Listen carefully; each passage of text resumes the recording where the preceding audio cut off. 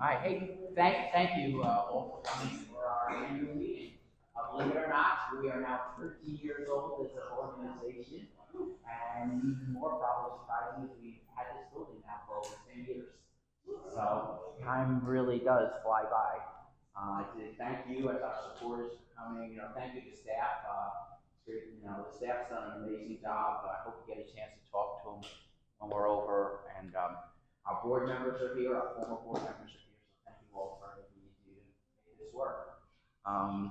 It's my great pleasure to introduce our executive director tonight, Kyle Richter, who's going to really educate you.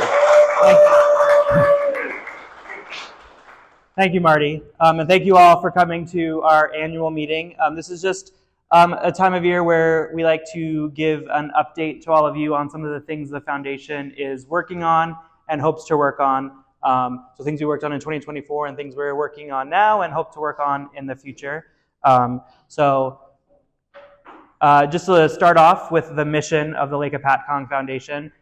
So we dedicate ourselves to protecting the lake environment and enhancing the lake experience, bringing together public and private resources to encourage a culture of sustainability and stewardship on and around New Jersey's largest lake for this and future generations, with a vision of fostering a vibrant and healthy Lake Hopatcong and its surrounding community. And how do we achieve this mission, or work to achieve this mission? We do it through work in 4 pillars: the environment, education, community, and advocacy. So my presentation tonight is broken up into these 4 categories. So we'll talk about each of these individually and how the foundation work fits among them. But first, I would like to thank the staff here at the foundation. We're a small but mighty crew. So Donna McCallie-Holly, our grants and programs director, is all the way in the back. Holly Odgers, who is our communications director. So when you get that newsletter and on Friday when you're sitting there with a drink or something, you pull it up, Holly has just sent it. Actually, she scheduled it to send to you. She's not here working till 7 o'clock, I promise. Caitlin Duran, our development director, who I'm sure you have all had the pleasure of meeting. Patrick Krudop, who is our education and outreach director in the back. He runs our field trip programs, and he's doing a great job at that, and we'll talk more about that in a little bit. Carrie Constantine, who is our events coordinator, helped plan the block party this year. Was her first year taking over the planning of the block party from Lee Moreau, Beth Barros, and Barb Kraus, and she knocked it out of the park, including getting some of the best weather we've ever had for a block party. So, Carrie, thank you for that. And Andrew Doblerg, who is our communications intern, who could not be here with us this evening. But we also couldn't, besides the staff, I'd like to thank our board of trustees, our board chair, Marty Kane, Gary Whitman, who's our vice chair, who's not here this evening, Leon Moreau, who is our board secretary, Ben Turner, who's our board treasurer, who is also not here, Tom D'Onofrio, who is here, I saw him back there, yes, Ray Fernandez, who is not here, Tom Flynn, who's here, and Cynthia Hamburger, and trustee emeritus, Bela Zigathy. We're also fortunate to have an advisory council who are not full board members. They don't have to come to board meetings, but we do meet with them a couple times a year to solicit their ideas and opinions on things the foundation is doing and receive feedback. So we have David Glass, Cheryl Hall, Dan Lascano, Lisa Planchi, Bob Precy, Carrie Flew, Tom Solero, Chad Thomas, and Peter Vergano as members of our advisory council, which is a council we started a few years ago. But really, I would like to thank these 3 individuals who are up here this evening, Bob Hamburger, Linda Karpiak, and Jimmy Leffler. They, all three of these individuals served 2 full terms on our board, so our board serves 2 3-year terms. And so Bob Hamburger, Linda Karpiak, and Jimmy Leffler all served their terms, and then we have a mandatory time off from the board. Not because we don't like them, but it's good to have new eyes and fresh thoughts to join the board. So, but I just want to thank each of them for their service. We do have a little plaque. So I'm going to start with Bob Hamburger. He was the first person I talked to when considering joining the foundation. We had a number of phone calls together. Somebody who's given me lots of guidance and advice over the last 4 years that I've been with the foundation. and I wouldn't be the executive director I am without his input and guidance. So Bob, I thank you. And on behalf of the board and staff, we want to present you with this lovely plaque.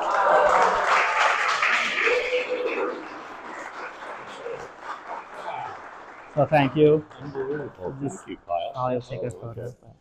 Okay. Oh. What's that? Wow. Hey, it's an honor and privilege to serve on this board. What a wonderful organization. Yeah. And Bob That's all served I can say. as our vice chair on our board for a number of years, at least 4 or 5. I don't know. I remember those early phone calls. Yeah. You kind of made it through a few screening. So There was a few.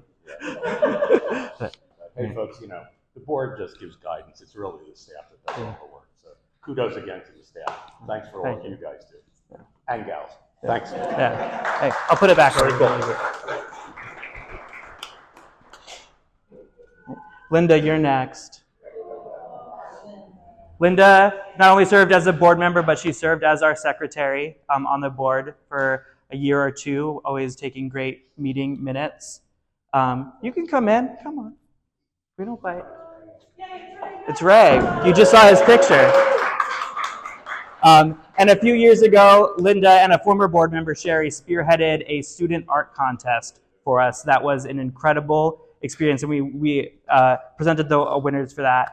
And she's always been a person we can lean on to help us do anything that we need. And we miss you, and we thank you for your 6 years of service on the board.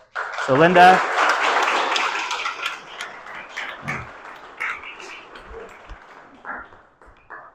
We have this for you. Thank you so much. Oh, now she's got to shut the door. I got to remember I have a microphone. Yeah.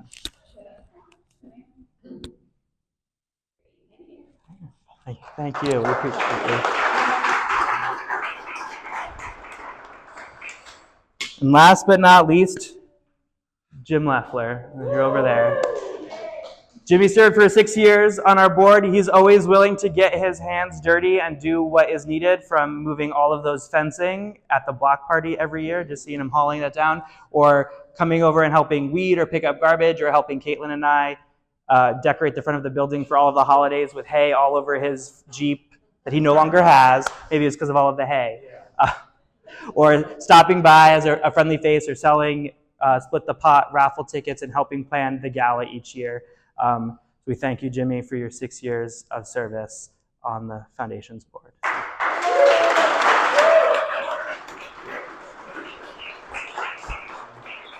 Thanks. I hope you have space in your walls for this. Thank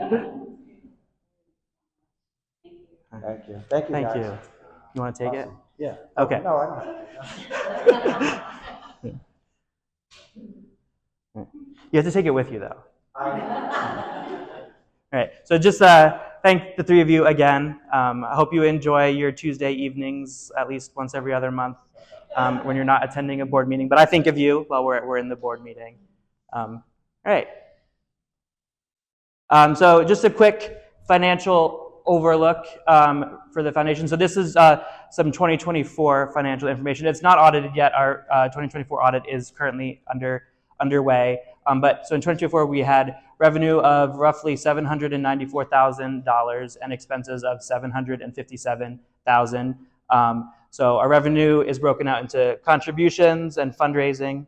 The line is here that I realize the colors on this TV look a lot different than they do on my computer screen. With a good chunk of in-kind services, so that's when people donate services to the foundation that we would otherwise have to pay for, of 7.6%. Foundation grants of 14%, government grants of 6.6%, and from our programs and initiatives of 14.6%. And how we spent that, 75% of all of the income we brought in went towards our programs and initiatives, 15% went into fundraising, and 10% went into management, making sure the foundation is running smoothly. And in 2025, the financial outlook, we have a projected revenue of a little over $1 million. You're going to think that's a huge jump from the $700 and something thousand you had the year before. One of the big differences is this government grants category If you remember in the last slide, it was at 6%, and here it is at 18.4%. That is because we have a grant from the New Jersey DEP to build a rain garden bioretention basin in Jefferson at Lakeside Fields of a little over $240,000 worth of funding, which is that government grants funding. And that project, Donna has been working so hard on, some DEP struggles, will hopefully be completed this fall. We've been working with the students at the Jefferson Environmental Science Academy, and they're making a documentary about the whole process of designing it and working with the engineers at Princeton Hydro. So that's the big difference in this funding, that you can pretty much cancel, if you took that $200,000 away, it's not too far off. We're not kind of jumping like crazy. And then we expect our program expenses to be 80% programs and initiatives, 10% fundraising, and 10% management. So we're kind of really well diverse in our revenue streams as well coming in, which is a good thing for a nonprofit to have. All right, and I'd also like to thank our volunteers. In 2024, we had 230 individual volunteers who collectively contributed almost 4,000 hours worth of their time, which is worth almost $140,000. That's $140,000 the foundation would have had to spend trying to do all of the things we do, but we didn't have to spend that much money thanks to all of you who were able to contribute that to us. Not just to the foundation, but to the Lake community, which is an incredible amount of money. I mean, that's a couple staff positions right there, full-time staff positions. So we thank you to our volunteers.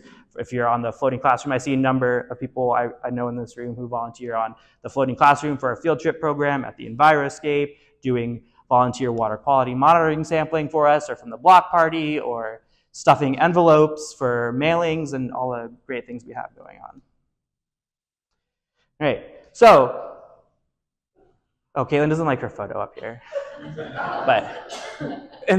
So now breaking it down into the pillars. In environment, what did we do in 2024? In 2024, we collected 19 tons of boat shrink wrap, diverting it from landfills and allowing it to be recycled. And that program is still going on as we speak. We're approaching 19 tons right now, so we're on track to do what we did last year. We distributed 475 socks of biochar to 220 lakefront residents, which is what Caitlin is holding up. And I know a number of you received your socks of biochar. That was a grant-funded program, and unfortunately we did not have the funding to continue it. And some of the monitoring results that we got from them were that we couldn't really tell if it was making a difference or not, just because of the low number of socks went out and the sheer volume of water that is in Lake Hopatcong. It was kind of a hard correlation to tell.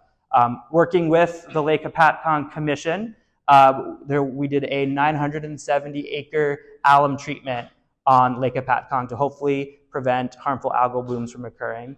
That occurred over the fall, and we're hoping to see good results this summer from that treatment. Initial sampling that Princeton Hydro did showed a 70% reduction in available phosphorus in some of the areas that were treated with alum. So that is a promising outlook for that. We also worked with Princeton Hydro, Ganser Water Research, New Jersey Highlands Council, all of the municipalities, and a number of other folks and the DEP to complete a 60% design for a lake-wide oxygenation system. This would be an oxygenation system that would cover pretty much north of Bertrand's Island, up and around Halsey Island, into Byram Cove a little bit. As you can imagine, it is a rather expensive project. So we'll talk about what kind of the next steps are, but we did complete the 60% design. And we also completed the 60% design for the dredging of Landing Channel and remaking the floating island. And so what are we doing in 2025 and beyond? Well, first thing we're doing is we're seeking DEP approval and some funding for that lake-wide oxygenation system. The initial cost came in a lot higher than we were anticipating, somewhere in the $4 to $6 million range. So we need a lot of funding, and we're still working with DEP on the approvals that would be needed. If you have questions about the oxygenation system at the end of the presentation, I'm happy to answer them to the best of my ability. We also have a poster over here talking a little bit more about what that project entailed. We're also seeking grant funding for the Landing Channel and Floating Island project, which is depicted in this picture right up here. And there's another poster over Marty's head that shows you a little bit more about that project. That is also a very expensive project. I have submitted the project to a number of our elected representatives to be considered as a community-funded project, which is the same source of funding that is getting some of the sewers in Jefferson kicked off, so we're hopeful. We had a great conversation with a number of them on this project and brought them out to the lake to see it. So it would be dredging landing channel where in some spots there is 8 feet of sediment built up that needs to be removed to make it navigable, and to also remake what was once a floating island in the middle of the channel that is no longer there. Coming here it says this spring, but I meant to change that to this summer. We're going to be launching a lake-friendly living program for lakefront residents. This is a program designed to incentivize healthy lake practices, so planting native plants and riparian buffers, and not using fertilizers or fertilizers low in phosphorus, and proper watering of your lawn and things like that. So we have on our website a little bit of information, but basically what it will be is you can take an online survey, questions, answer them about your property, and we'll get the results and we'll kind of tally them up and give you a point system. And there's you can either then be certified as lake friendly, meaning you're doing things right, or based on your results, we can provide you with recommendations on things you might be able to do differently at your home to improve how friendly you are to Lake Hopatcong. And if you meet lake friendly status, you will receive a nice lake friendly home sign. It does not look like this. This is a ChatGPT generated item. I just needed something quickly. So Holly, don't freak out that I made a sign without approving it with you. I just needed something quick. So that will be coming very soon. We had an intern this winter and spring. It was Mia Shaw, who worked to get this program off the ground. And she had to leave before she could fully kick it off, but we're in the process of working through how to promote it and get everybody involved. So it'd be a great way to get the community involved in helping protect the lake. We're also continuing and expanding our volunteer water quality monitoring, whether it's through our invasive species water scouts programs or our volunteers like Cliff, who goes out and samples for harmful algal blooms and does other water quality sampling on the lake. We also were completing an early detection plan for aquatic invasive species. Be on the lookout for this tomorrow's Friday, tomorrow's newsletter with a blog post about this project. But we got a grant from New Jersey Audubon and worked with Princeton Hydro to investigate different types of emerging technologies that would be useful in helping to identify invasive species in the lake before they became a problem, so that we could then figure out how to attack them before they became a problem. So really looking at how we could just manage them before they come in. And so I want to spoil the blog post, so hopefully you subscribe to our newsletter and can read it. It's a great post. And then in education in 2024. In 2024, we actually held our inaugural high school field trip program. So everybody, I'm sure you've heard about our elementary school program, which is wildly successful. We had 2,000 plus elementary school students participate last year and this year as well. But we launched a high school field trip program with over 200 students. All of the local high schools were invited to participate. And this year we're going to be expanding that program as well. But it is a great program. Patrick and Donna helped create this program and get it off the ground and running. But it's great to not only, what was cool, especially with the local schools, is a lot of those kids already went through our 4th grade program, and now they're coming back in high school, and they've developed a deeper knowledge, and they're able to see how they're, and they're going in more in-depth data analysis, and really thinking about what the data means and what they can do about the data if the data is showing that something needs to be done for the lake. And so in 2025 and beyond, we're going to continue to do our field trip programs and expanding them this year. We went from 3 days a week to a few weeks we had four days of field trip programs to accommodate the growing demand. And what is cool is we don't advertise that we have this field trip program. All of these schools hear about it from other teachers or the teachers' friends, and we get inundated with requests to do the field trip. So we're really exceeding, and meeting the great demand for this program. And we're also going to be building curriculum for in-classroom learning so that we can stay connected with schools all year long. and that we're not just seeing them in the spring and we're not seeing them in the fall, but when the lake is iced over, Patrick can go to a school and talk to them about different topics in the environment and climate realm. So that'll be cool to be able to do with them. And then I just want to say with the education program, this is one program we could not do without the volunteers. The sheer amount of volunteers it takes to do this. I know a number of you, Larry and Gay and Cliff, you're all here. If I missed you, I'm sorry. But we couldn't do without them. They're out there every day, 9 a.m. to 2 p.m. with all of the kids in the rain this year, this spring. If you haven't been outside, you'll know that there was rain everywhere, every day. I think luckily today was the last field trip day, and we had great weather for it. So thank you for that. Yeah, thank you.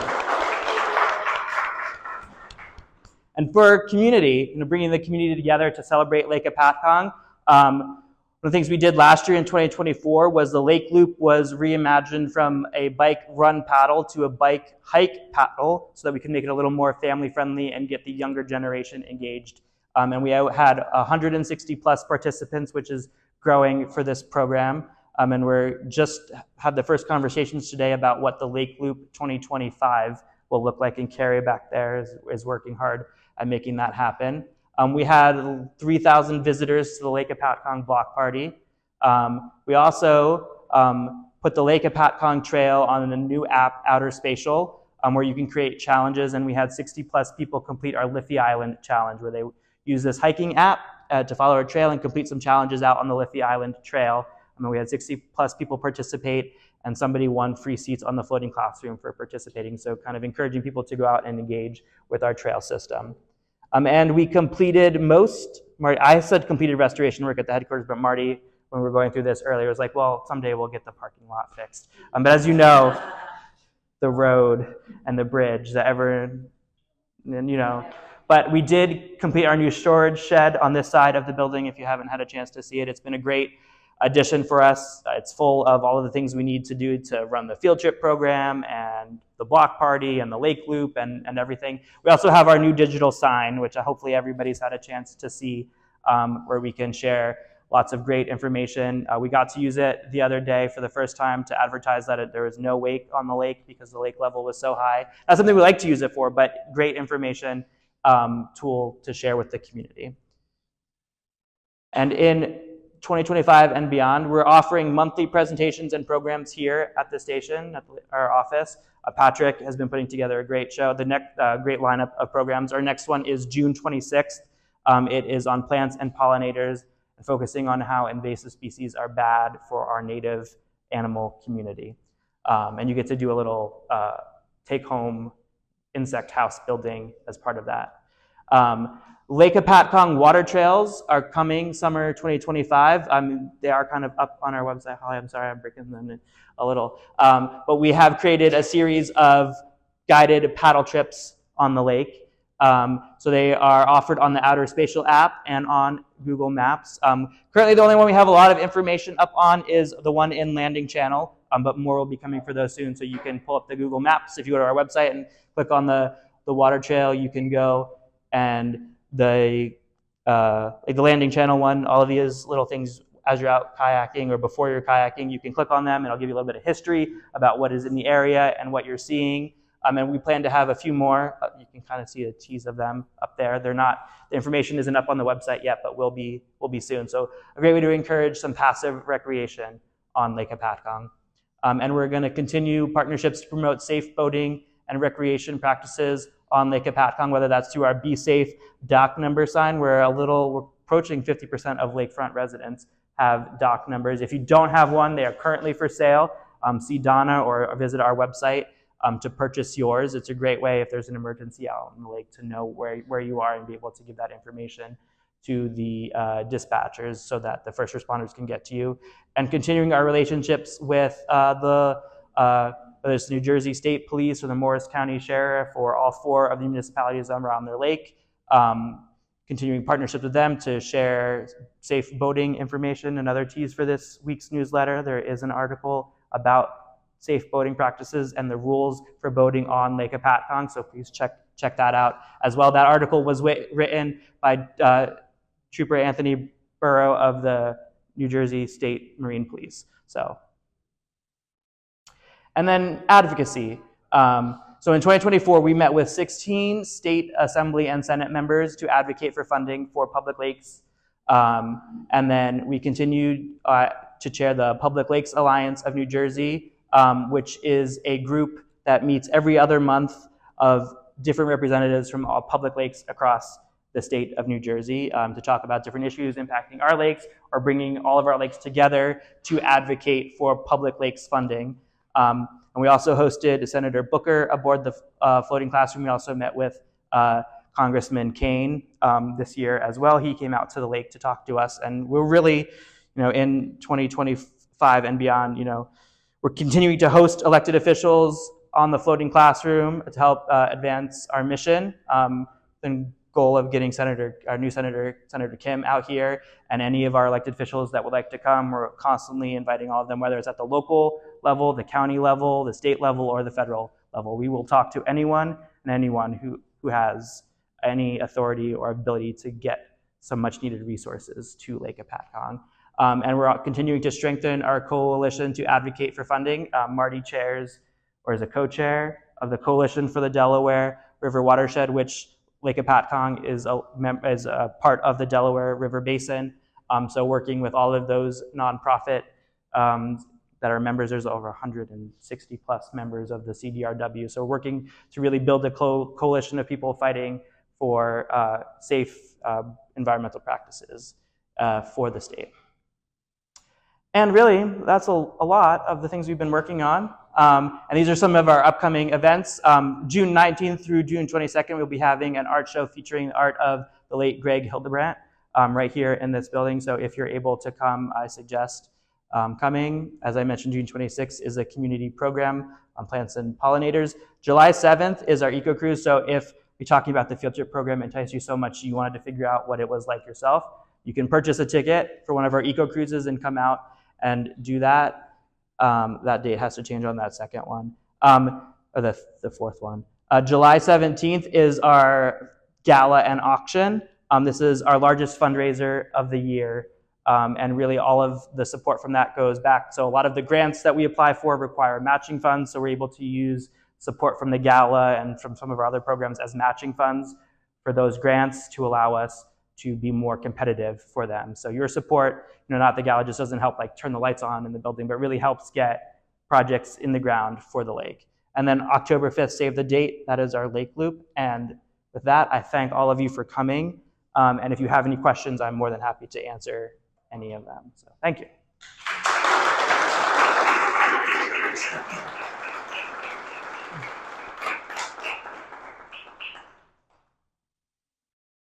All right. No questions? I like that. There's still food. Oh, yeah. Can you talk a little bit more about the oxygenation project and what its goals are? Right. So, I actually don't have a slide on it, really. So the oxygenation project, as I mentioned, would be a large scale. So there are, we have oxygenation systems on the lake. Crescent Cove has an oxygenation system. A few of the beach clubs have different types of, well, actually it's an aeration system that is in Hopatcong and an aeration system that is in Crescent Cove and the beach clubs. The difference with this would be that we'd be looking for an oxygenation system where we would be directly injecting oxygen into the deeper parts of the lake, but an aeration system is your traditional like bubbler system where you'll see the bubbles coming up. And what that does is it mixes the whole water column, and as it does that, it warms up the water column as well, which is fine in a cove like Crescent Cove where it's relatively shallow already to begin with. But in the deeper parts of the lake, we don't want to do that because you want that cold, deeper water, especially for fish habitat. Currently, the problem is there is no oxygen down there. So the oxygenation system actually has a twofold effect. If it were to be implemented, it would add oxygen to those deeper, colder parts so that it would be able to support a more robust fishery on the lake, particularly for trout, but also all of the other different species of fish. It would also help keep the phosphorus that is available in the lake down at those depths that is not available at the surface for an algae bloom to occur, or reduces the likelihood that an algae bloom would occur. So we did the alum treatment this year, which should last for about 5 years, as kind of like give us a little bit of 5 years to find a lot of funding to put this oxygenation system in place. But it would keep the the phosphorus down at the bottom of lakes so that it's not able to come up to the surface to spur an algal bloom and also create a fisheries habitat that is much needed. And it would cover the same like 970 acres that is in the lake. It would consist of about 3 to 4 different onshore compressor locations on both sides of the lake, ideally.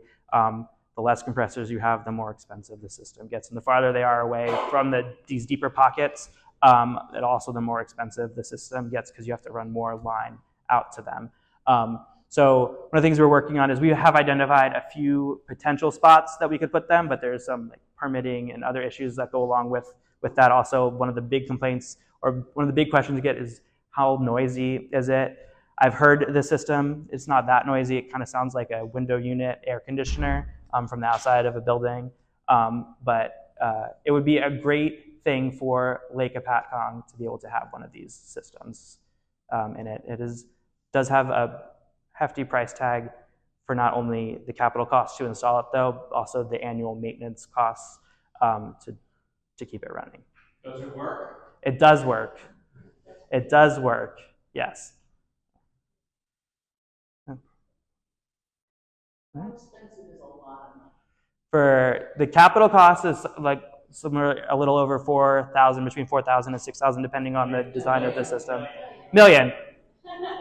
Wouldn't it be 1,000 would be great, a million. And then an annual operating cost is probably between like 100,000 to 150,000 a year, depending on a lot of different factors as well. So, yeah.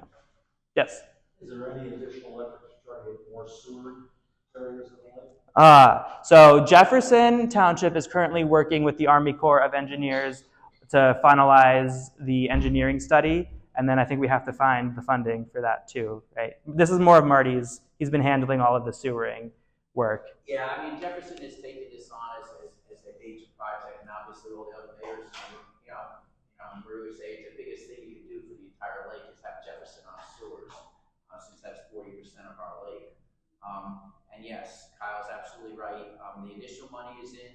The Army Corps has accepted the project. As we all know, Army Corps projects don't move at super, lightning speed. I think we'd all sign up right now to have sewers in Jefferson in 10 years, and that's kind of what we're working toward. Right now, it's estimated to be a $100 million project. That's probably less than we need, but if we got $100,000, we could sure make some. 100 million. Million. We're thinking in thousands today, folks. Thousands.